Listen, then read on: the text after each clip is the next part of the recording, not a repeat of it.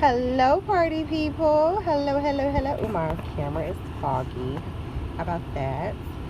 Um, my name's Andrea. I'm new to YouTube. I've been a subscriber for a lot of channels for a while now, and yeah, I figured I would just start my own channel and start getting things popping. I have a lot of opinions, so if you're an opinionated person, let's talk. If you're not, let's talk about that too. Um, Recently, what's been going on in because I follow a lot of the blogs and stuff on Instagram, and I follow a lot of people on YouTube who talk about recent hot topics. That's really what I'm into. Um, so what I saw today was this clip that they just posted on the Shade Room with Tamera Maury talking about her husband again, Adam Housley, and saying that he isn't racist. Um, I have a couple opinions about that. One, he worked for Fox News, but he did just recently quit. That's cool. That's cute. But I feel like she came out in defense of him getting dragged for his 4th of July post on Instagram. Basically, what he had said was that it was about Independence Day. As Americans, we should all just be celebrating it regardless of political affiliation, race, what have you, whatever.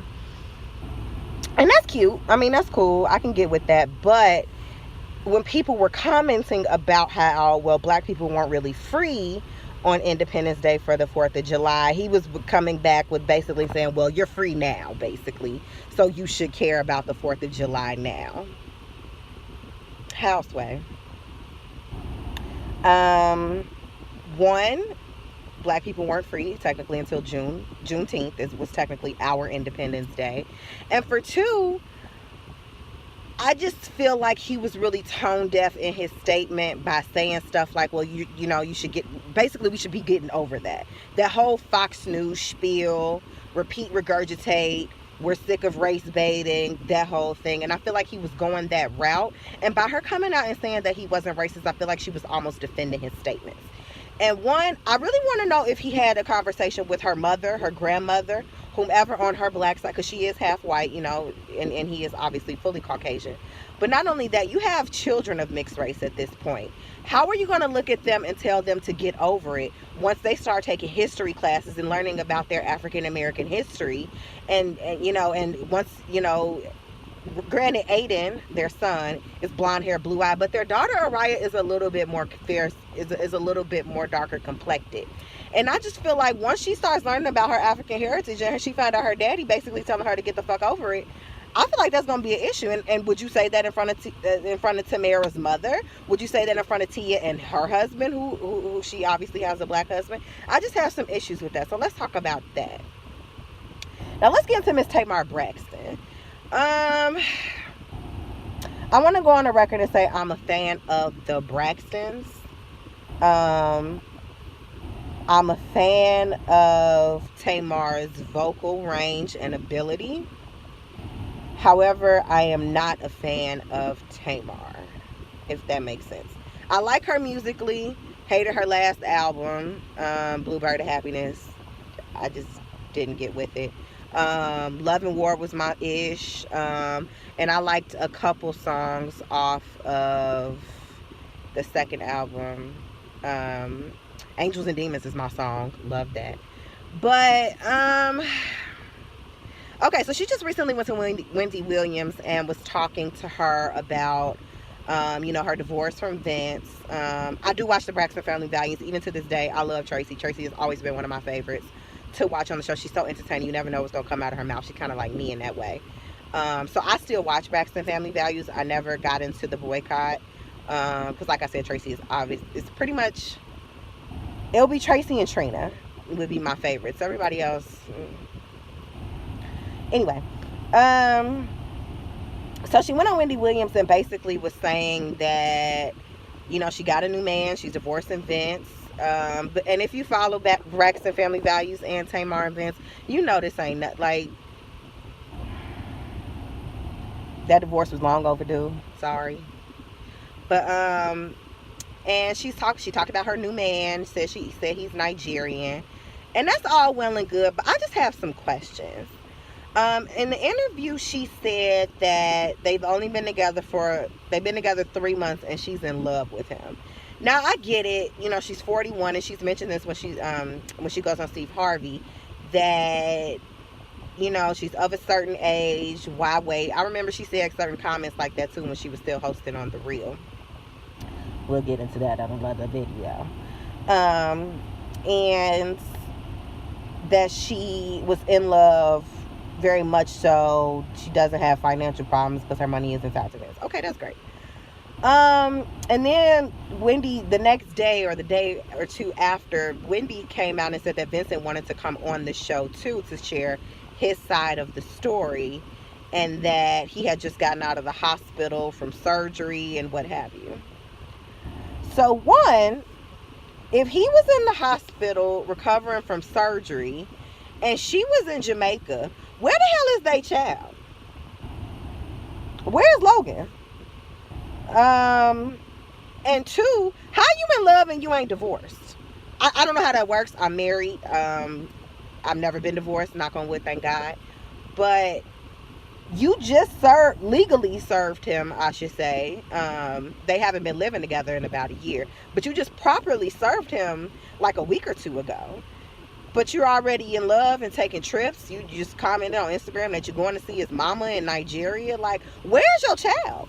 It's school that started, so I know he in school. You was posting about him being, about your son needing to get out your house and you need space and you need all, like you posted that on Instagram.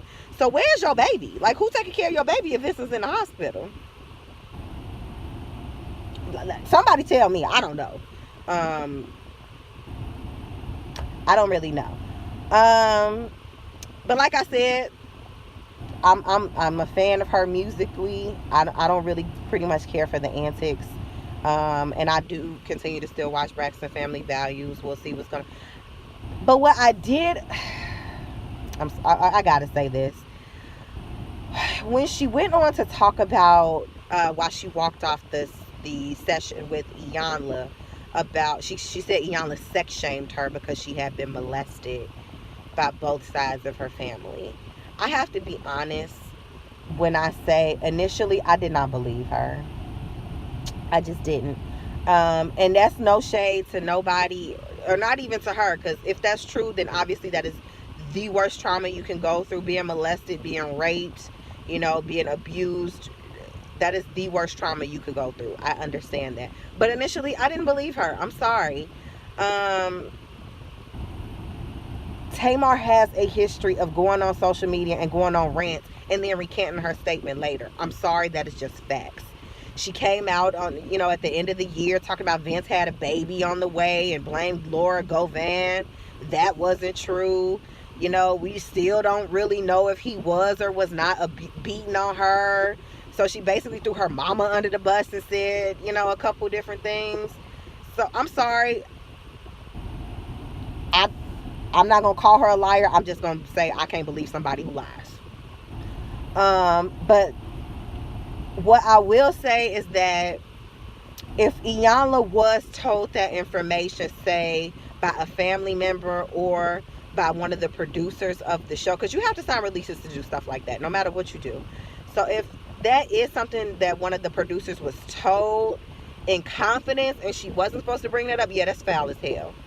But in my mind, what I think happened was they were all made aware of certain information and certain triggers to each one of the daughter's behaviors.